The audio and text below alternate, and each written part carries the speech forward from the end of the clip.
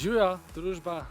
Danes bomo se pa osredotočili bolj na naše stabilizatorje, se pravi na naše trebušne mišice. Mogoče v kontekstu tudi z ortopedskega stališča. V moji ambulanti je ogromno pacientov z bolečinami v križu in tudi jaz tem pacientom potem kot preventiva in tudi kurativa pač svetujem delati vaje za globoko trebušno mišico. Že tukaj je dostikrat napaka, ker ljudje ne vejo, zunanje, notranje trebušne mišice. Zunanje trebušne mišice niso tako pomembne za stabilizacijo kot notranja trebušna mišica, to je mišica transversus abdominis, na zunaj se ta mišica ne vidi.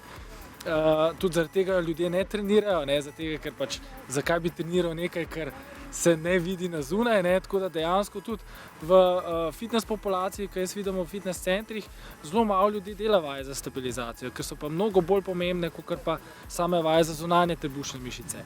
Tako da osnovna vaja za stabilizacijo je vaja plank. V fitness centrih dostikrat vidim začetnike, mlade fante, ki pri določenih vajah delajo vajo z tem križnim pasom, s tem, da bi preprečili kakšno poškodbo. Pri določenih vajah to res ni potrebno in je boljše, da aktiviramo in krepimo svoje trebušne mišice, svojo notranjo trebušno mišico, če pač tega pasa ne uporabljamo. Zdaj, kaj se zgodi, če pač imamo zelo slabo razvit naše jedro, naše stabilizatorje, kronične bolečine v križu, lahko potem dolgoročno pride do kakšnih zdrsov medvretenčnih ploščic oziroma diskus hernije, lahko pride tudi do zdrsa vretenca pri določenih vajah, ko delamo kakšne kompleksne vaje, počepe, mrtve dvige.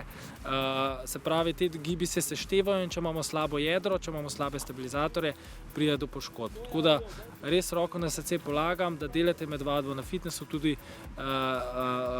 vaje za stabilizatorje, plank. Se pravi, to je pravilna izvedba planka. Pazite, da ne boste šli zrito previsoko ali pa prenizko. Se pravi, biti čim bolj nevtralen.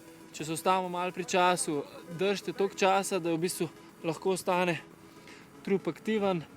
Če vam začne medenica lesti dol, pomeni, da ste izgubili moč in prekinete zadevo. Ena varianta je tudi, ki je mogoče malo lažja, zdaj odvisno od moči rok, je plank na rokah.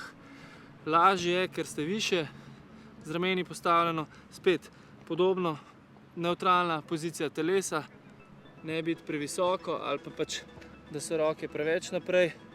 To sicer lahko izvajate, če ste dovolj močni in greste v to pozicijo, ampak to je res težka izvedba. Se pravi, če ostanemo pri klasiki, to in potem mogoče probati noge izmenično dvigovati, zelo kratek dvig, ne noge previsoko dvigovati, ker potem se usloči hrbet. Pravilen položaj je v bistvu, da so dlani pod rameni. Če so preveč naprej, je nepravilno, se pravi, dlani pod rameni.